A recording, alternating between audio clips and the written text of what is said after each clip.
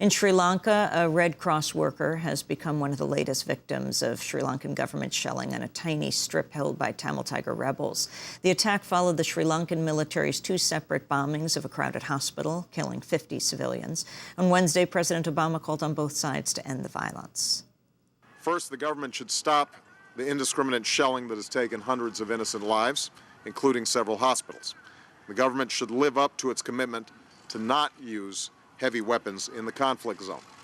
Second, the government should give United Nations humanitarian teams access to the civilians who are trapped between the warring parties so that they can receive the immediate assistance necessary to save lives. In Afghanistan, at least 7 people were killed and another 21 wounded in a suicide bombing near a U.S. military base in the city of Khost.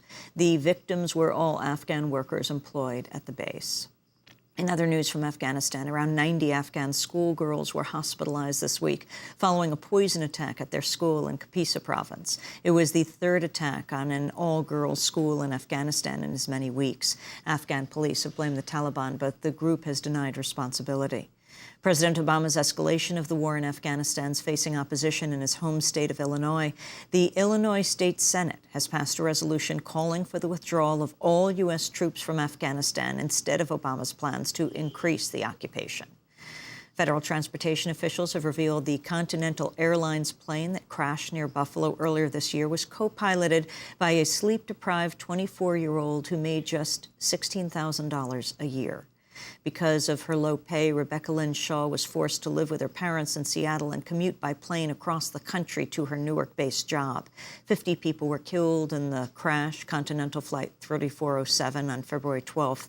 The victims included Alison DeForge, one of the world's foremost experts on Rwanda, and Beverly Eckert, who'd become an advocate for 9/11 families after losing her husband in the attacks on the Twin Towers. President Obama delivered the commencement address at Arizona State University Wednesday, his first since becoming president.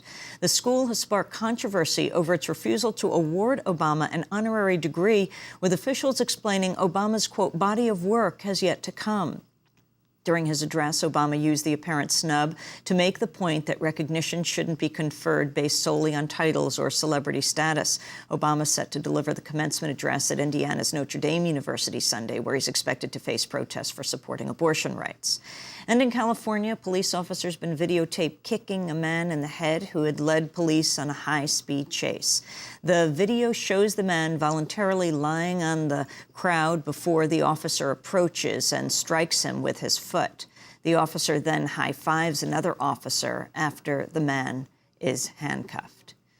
And those are some of the headlines. This is Democracy Now!, democracynow.org, The War and Peace Report. I'm Amy Goodman.